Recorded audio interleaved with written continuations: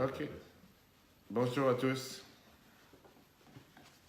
Chers amis, nous sommes à la paracha Vayishlach, paracha qui est très intéressante en termes de rencontre de Yaakov avec ses frères, avec son frère Esav. Suite au cours qu'on a déjà vu hier soir, longuement on a expliqué sur la particularité du fait que Yaakov il cherche à rencontrer Esav. Qu'est-ce qu'il est parti chercher chez Esav alors que apparemment c'était pas son ami, il s'était pas vu depuis 34 ans. Yaakov il se rabaisse face à lui et Yaakov il lui dit ton esclave, ton serviteur. Ça c'est tout ce qu'on a vu déjà dans le cours d'hier soir et l'enseignement majeur de qu'est-ce qu'on apprend de tout ça. Aujourd'hui on va s'arrêter sur un autre point qui est une phrase que Yaakov explique, que Yaakov s'exprime avec quand il parle juste après les miracles qu'il a pu avoir quand il était chez Lavan et toute sa survie et il dit le fameux mot Katonti mikol chassadim, j'ai été rapetissé, pas seulement je suis petit par rapport à toutes les faveurs que Dieu il a fait envers moi. Qu'est-ce que ça veut dire que Yaakov il dit ce mot Katonti? En vérité, le sujet du cours aujourd'hui, c'est un sujet qui est passionnant par rapport à comprendre comment faire face à des épreuves, comment faire face à des difficultés dans la vie. Que ce soit dans la vie de famille, que ce soit dans le travail, que ce soit dans la société, comment s'en sortir d'une épreuve, comment s'en sortir d'un souci. C'est que la vie, elle est pleine d'épreuves.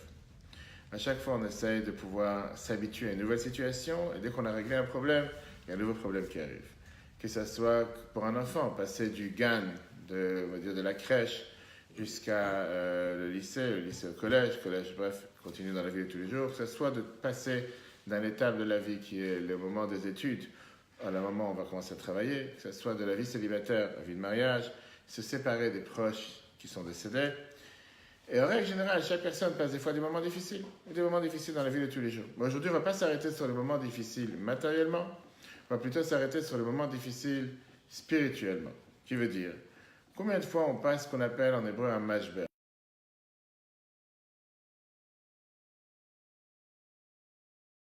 On le redescend du niveau, on sent comme s'il y a quelque chose qu'on a perdu, on sent qu'il y a quelque chose qui ne va pas, on sent qu'il y a quelque chose qui n'est pas dans les règles. Et on ne sait pas comment faire face à telle épreuve, face à tel empêchement, face à telle difficulté. Est-ce qu'il faut baisser les bras? Est-ce que ça veut dire qu'il faut tout lâcher? Est-ce qu'il faut continuer à se battre? Mais comment se battre? Qui dit qu'on va pouvoir réussir? Et donc c'est ce qu'on va voir aujourd'hui. Pourquoi ce sujet aujourd'hui? Parce que cette semaine, Yaakov va rencontrer son frère Esav. Et Yaakov, il s'enfuit.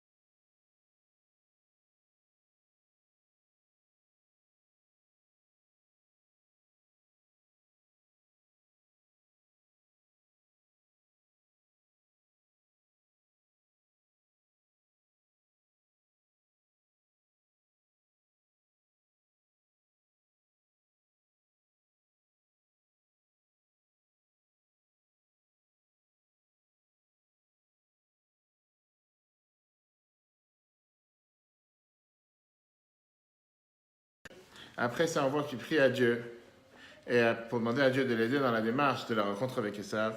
Et il prépare sa famille, il va diviser la famille en deux camps, etc., pour se préparer à la guerre. Et bien sûr, il prépare la famille en la divisant en plusieurs camps. Et là, on va voir la prière que Yaakov il fait avant de rencontrer Esav. Regarde dans le paragraphe numéro 1, Parashat Vayishlach 32:7. Le messager revint auprès de Jacob en disant, nous sommes allés trouver ton frère Esav, et lui-même vient à la rencontre, 400 hommes l'accompagnent. Jacob fut fort effrayé et plein d'anxiété. Puis Jacob dit, ô divinité de mon père Abraham, divinité d'Isaac, de mon père éternel, toi qui m'as dit, retourne à ton pays et à ton lieu natal, je te comblerai. Je suis petit par rapport à toutes les faveurs et toute la fidélité que tu as témoigné à ton serviteur. Moi qui, avec mon bâton, avais passé ce Jourdain et qui à présent possède 2 légions. On a ici une phrase qui dérange par rapport à ce que Yaakov vient et nous dit, qui apparemment, Yaakov dit, je suis sorti d'ici sans rien, et tout d'un coup, je me retrouve ici avec tout un bataillon. Bien sûr que tout d'un coup, il se retrouve avec ses 4 femmes, 12 enfants, toute la tribu qu'il a amassée, tout ce qu'il a. Et c'est vrai que tout d'un coup, c'est plus la même personne. La question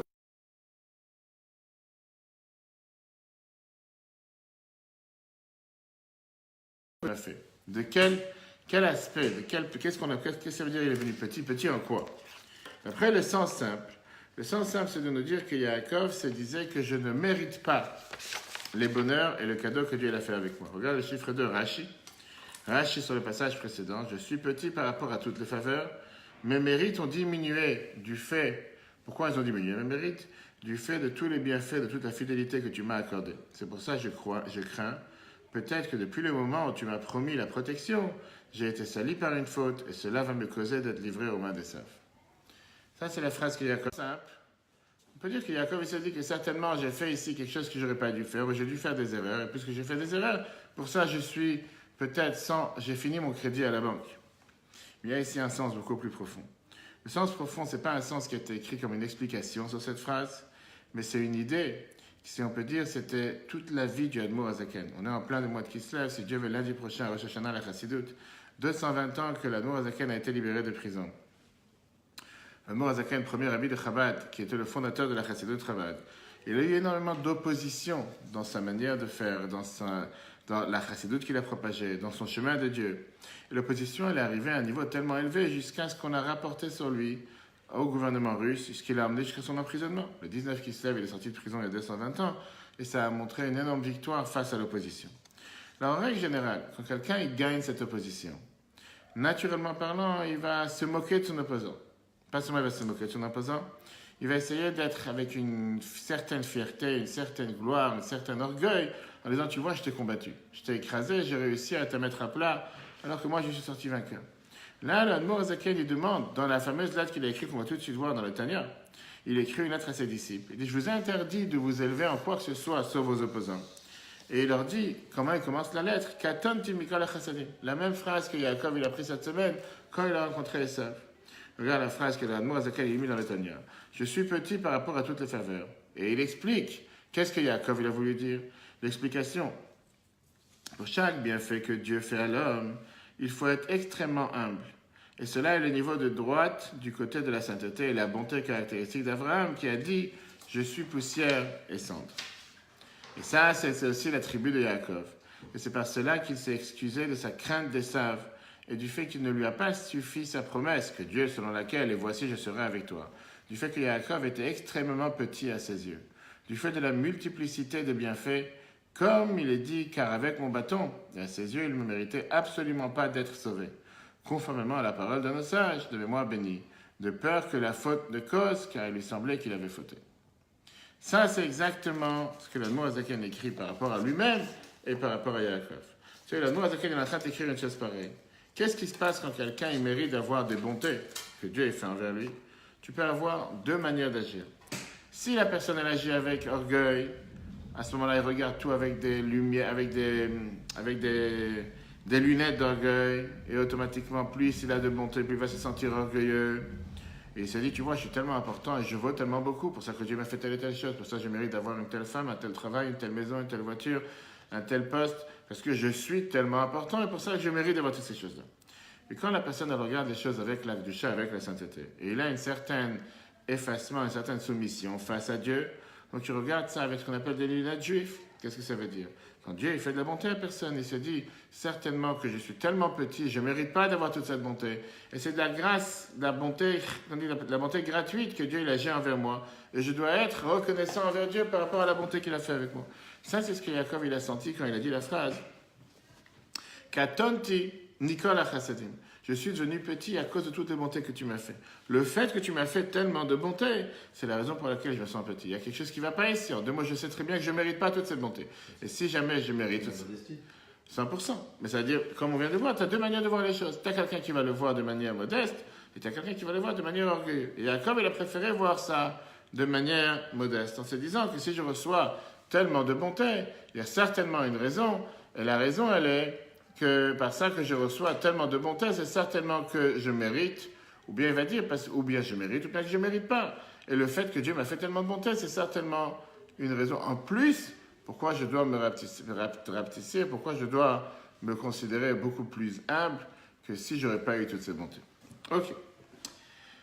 Mais là, il y a quelque chose qui dérange. Parce qu'on va reprendre maintenant le texte qu'on a vu tout à l'heure avec le Yaakov. Yaakov, dans la phrase qu'il a dit, peut-être que la faute que j'ai faite, c'est la faute qui m'a fait fauter. En deux mots, les fautes que j'ai faites m'ont fait fauter. Qu'est-ce que ça veut dire la faute que j'ai faite m'ont fait fauter? Qu'est-ce que ça veut dire la faute que j'ai faite, c'est une faute qui me fait fauter? Comment Yaakov peut dire une telle chose?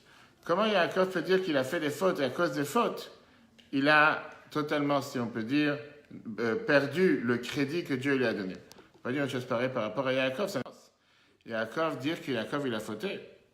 Comment on peut dire que Yaakov il fait des fautes? Et c'est pour ça qu'on va dire que quoi? Qu'à cause du fait qu'il a fauté, il ne mérite pas la protection de Dieu sur lui. Ce n'est pas quelque chose qu'on peut croire et ce n'est pas quelque chose qu'on peut comprendre. Deuxièmement, on sait très bien que les patriarches, la Torah nous les appelle En Merkava, c'est la charrette de Dieu. Le char de Dieu par lequel toute l'émanation de Dieu et toute la divinité a été connue sur terre. Grâce à Abraham, grâce à Yitzhak et Yaakov, on te dit que tous leurs membres étaient totalement effacés face à Dieu. La Torah nous dit que Yaakov était le meilleur des trois patriarches. Pourquoi le meilleur? Du fait que grâce à Yaakov, on sait très bien qu'il a eu la chance de ne pas avoir un enfant comme Ishmaël, il n'a pas eu un enfant comme Yitzhak, il a eu un enfant, les 12 enfants étaient totalement parfaits. Alors la question qui se demande, comment Yaakov il peut même mettre un doute sur le fait que peut-être il a fait des erreurs? Surtout que Dieu lui a promis à 2 reprises, je serai avec toi. Si Dieu il a promis à 2 reprises que je serai avec toi, tu ne veux pas dire que Yaakov il se dit, Dieu va être avec quelqu'un qui a fait des erreurs ou qui fait des erreurs. Et surtout quand Dieu lui donne cette promesse, t'inquiète pas, t'as pas à t'inquiéter, je suis avec toi, il n'y a rien qui va t'arriver. Donc comment Yaakov il peut dire, je suis trop petit par rapport aux bontés que tu m'as fait, de peur que j'ai fauté? En 2 mots, on allait dire plus que ça, comme la Nourazakan, il explique dans Tania, premier chapitre, que si Yaakov il dit qu'il a fauté, pour ça il ne mérite pas de notre bonté de Dieu, alors qui nous sommes? En 2 mots, chacun d'entre nous n'a plus aucun espoir de recevoir aucune bonté de Dieu. Et la réponse à ça, elle est justement dans l'explication chassidique du mot katonti. Qu'est-ce que ça veut dire? J'ai fauté. Qu'est-ce que ça veut dire? Pardon, j'ai été rapetissé, je suis devenu petit. Dans le livre Panim Yafot, il explique la phrase suivante, qu'à chaque fois que quelqu'un il monte de niveau, il va du bas vers le haut, du premier degré à un deuxième degré, en plein milieu, il y a ce qu'on appelle une descente. Il y a une situation dans laquelle on est beaucoup plus petit. Avant d'expliquer, regardons comment il nous dit ça dans le texte. Je suis petit par rapport à toutes les faveurs, etc. Il y a dans les niveaux d'attachement à Dieu une petitesse et grandeur. Et ainsi, quand on s'élève du monde en monde, comme il est dit, ils iront de force en force vers Dieu à Sion, on revient à la petitesse. Et c'est ce qui s'appelle la deuxième petitesse qui vient après l'élévation. Jusqu'à ce qu'on arrive à une deuxième grandeur qui vient après la petitesse. Et à chaque fois qu'on est dans un niveau de petitesse, il faut une grande protection de la confiance et une grande foi. Et lorsque Yaakov est monté de l'extérieur de la terre d'Israël vers la terre d'Israël, bien qu'il était dans un niveau de première grandeur en dehors de la terre d'Israël, il est revenu à une deuxième petitesse. C'est pour cela qu'il a dit « Je suis petit par rapport à toutes les faveurs ». En 2 mots, quand on parle de Yaakov, Yaakov il est passé d'une situation, on va dire, numéro 1 à une situation numéro 2. La situation dans laquelle avant il était en Israël, en Canaan, après ça il est arrivé à Haran, là-bas il a construit toute sa famille, s'est marié, il a eu des enfants, il a trouvé le travail. Maintenant, il retourne en Israël. À chaque fois qu'il passe d'une étape à une autre étape, il y a un vide au milieu. C'est comme on va voir l'exemple avec tout ce qu'on a dit tout à l'heure, les différentes difficultés que quelqu'un peut avoir dans sa vie. Comment et où est le problème que quelqu'un qui avait une certaine situation, qui maintenant passe à une deuxième situation, pourquoi il doit sentir une certaine crainte, une certaine peur, voire parfois tomber?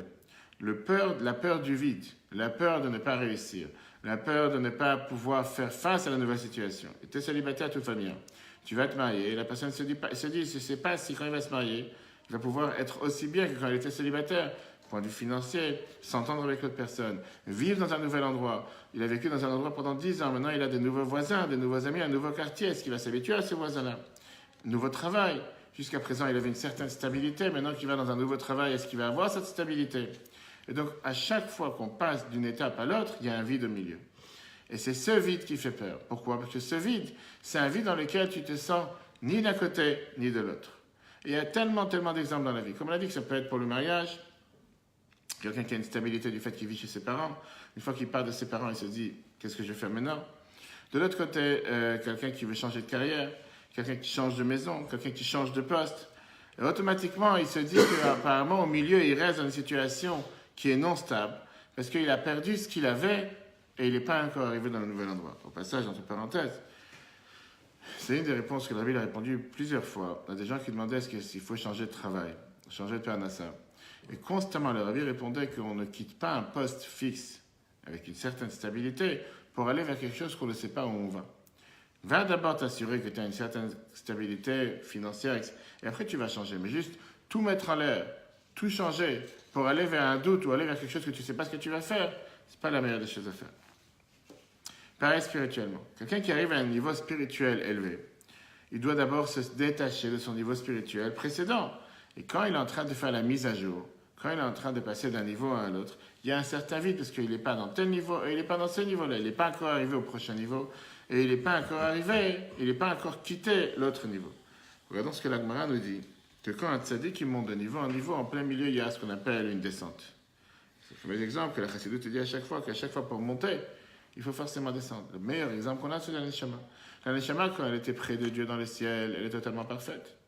Dieu, il a décidé de l'envoyer dans un trou qui est le monde, dans un niveau le plus bas sur terre, dans un corps qui est opposé à la Neshama. Le but, pourquoi il l'a envoyé, c'est pour arriver à un niveau beaucoup plus élevé. Mais en attendant, elle devait passer par une descente. Elle devait descendre sur terre, elle devait descendre dans ce corps. Si jamais elle n'avait pas accepté de descendre dans ce corps, elle n'aurait jamais pu arriver à un niveau plus élevé. C'est exactement la même chose avec chaque fois que quelqu'un il veut avancer spirituellement, on verra que c'est la même chose matériellement. Il faut passer par un certain vide, par une certaine descente. Tu veux déménager, tu dois être d'accord de passer par un certain méconfort pendant 1 mois, 2 mois, 3 mois, voire 6 mois. Certaines personnes qui déménagent sans cuisine, j'en connais. Ou bien n'importe quelle autre manière. Et se dire que si tu veux avoir un meilleur confort, tu dois passer par un moment où tu auras un confort moindre. Pareil pour n'importe quelle personne qui va aller à un voyage ou qui va aller en vacances, il doit passer par prendre l'avion pendant un certain nombre d'heures, un certain méconfort. Et pareil, spirituellement parlant. Regarde ce que la Gemara Baba Metzia nous dit dans le chapitre 85, page 85a. Rabbi Zera, quand il est monté en terre d'Israël, il a fait 100 jeûnes pour oublier la méthode d'étude de Babylone, afin que cela ne le perturbe pas dans sa nouvelle étude du Talmud de Jérusalem. Quel rapport? On sait qu'il y a 2 types de Gemara. Il y a ce qu'on appelle le Talmud Bavli, le Talmud qui a été écrit à Babylone, et le Talmud de Jérusalem. La différence entre les deux, c'est que le Talmud de Bavel, qui est la Gemara qu'on apprend régulièrement, c'est une Gemara qui a tellement de questions, de débats, parfois de manque de compréhension, alors qu'à Jérusalem, là-bas, ils apprenaient de manière beaucoup plus lisse, beaucoup plus simple, sans questions, sans réponse. Tout est tracé, tout est facile. Ça, c'est la différence qu'il y a entre les deux. Dans la Gemara Bavli, avant d'arriver à une conclusion, tu dois passer par des dizaines, voire plusieurs dizaines de pages et de débats, questions, réponses, et parfois tu n'arrives même pas à la conclusion.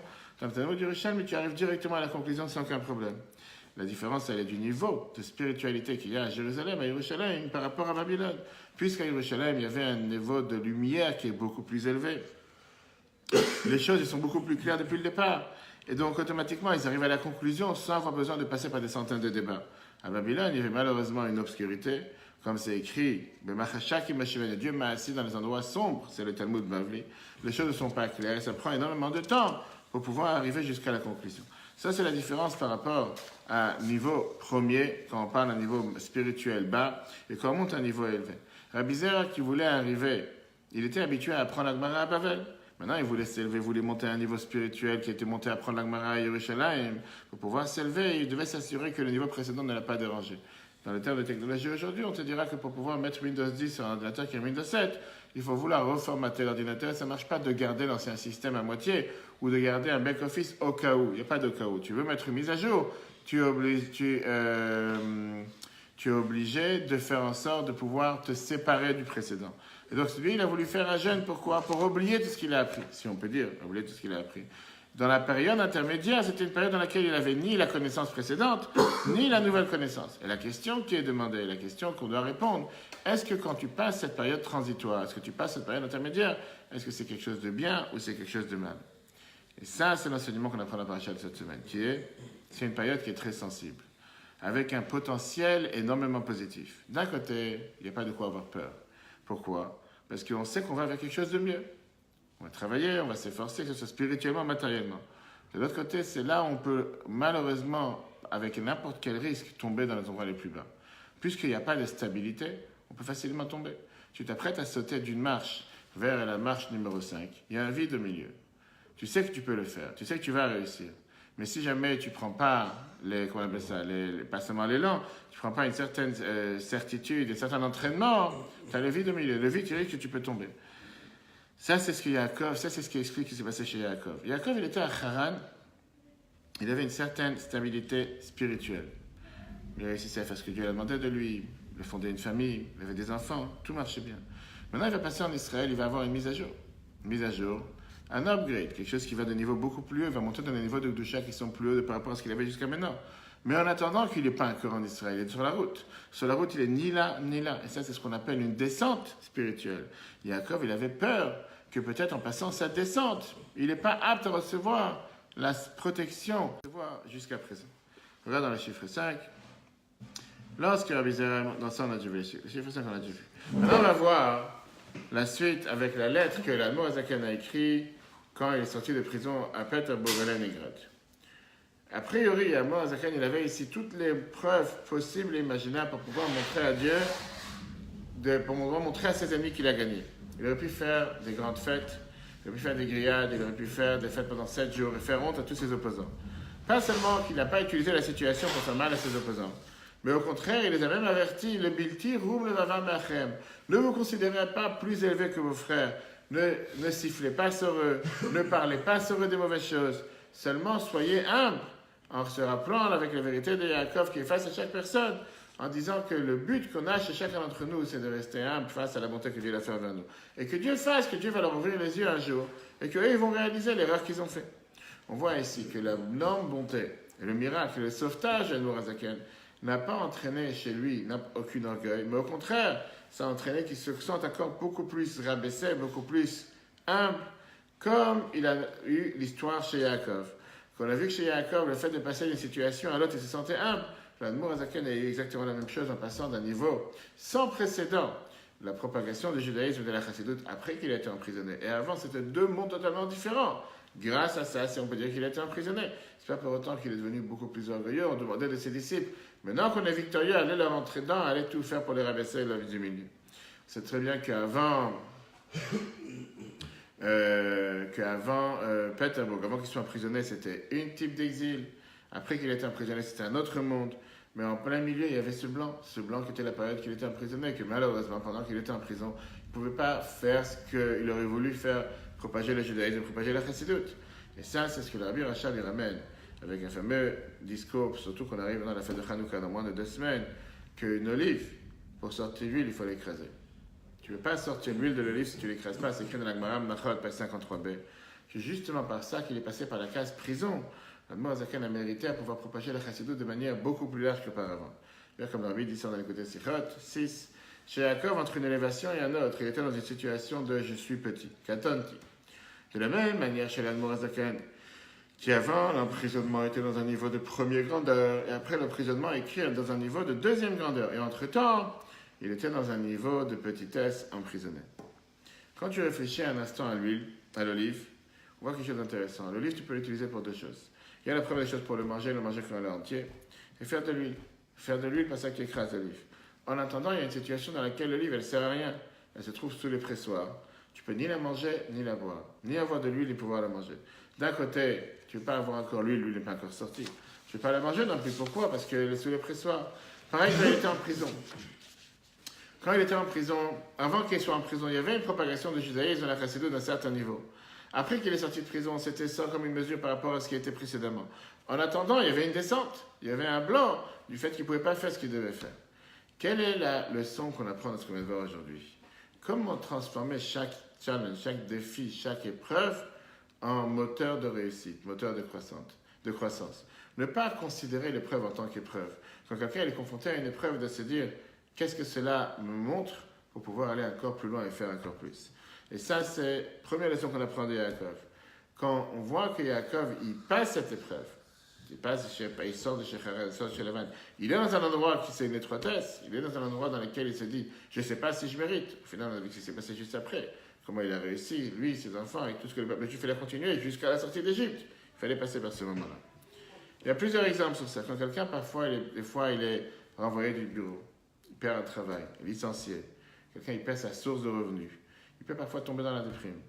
La Torah, elle dit, tu sais quoi, c'est peut-être une bonne opportunité pour chercher quelque chose qui te convient réellement. Peut-être un travail qui te convient encore mieux. Trouver quelque chose qui est beaucoup mieux pour toi.